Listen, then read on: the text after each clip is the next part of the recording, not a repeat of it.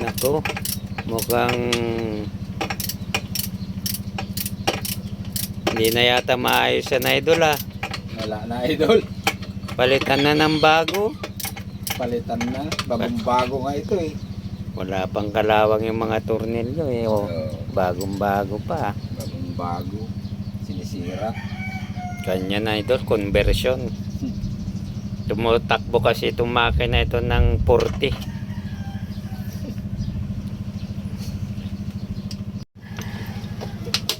Ayan, pagawa natin yung makina natin mga idol. Oh. May na tumakbo eh. Kahahabol ng barko. Nababit. Wag naman. Anong dollar yan eh. Dollar yan, di ba mga idol? Ayan, nabawasan na yung $70 natin dyan. Eh, sa kanya nakabili siya makina kasi nakailang habol na siya doon sa south. Hindi naman. Hindi niya ni-intrigo mga idol. Hindi niya pinibigay. Sinasideline niya pala. Kano? Binibinta? 3,000? 2,000 idol.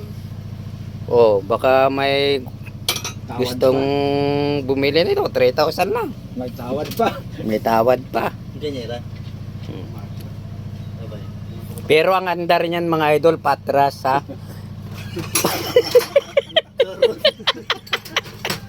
3,000 na makina pero ang andar patras. Ayan. Panay at oras, walang abanti. Tawad na kayo mga idol kung ilan tawad nyo dyan. Pang gusto nyong bumilis yung makina nyo ganyan ng tekniko mga idol. Pakiramdaman nyo. Pakiramdaman mo. O, pakiramdam.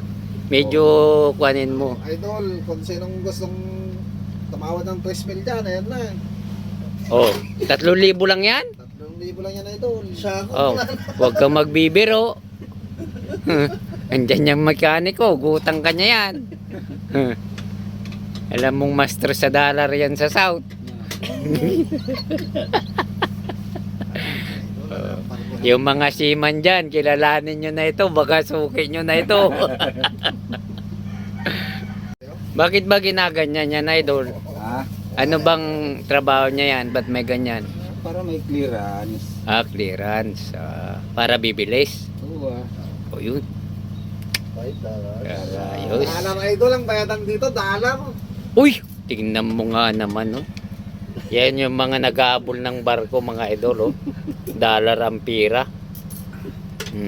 Diba ito? Bakit dyan nilalagay yung langis? Di ba dapat doon sa baba? Hindi, mas maganda sa taas para malagyan na lahat. Oo, Pababa. galing ah. Bagong teknik yan ah.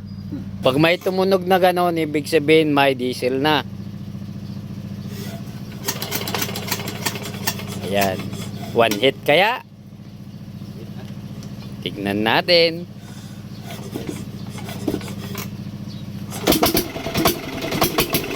Magaling ang mekaniko.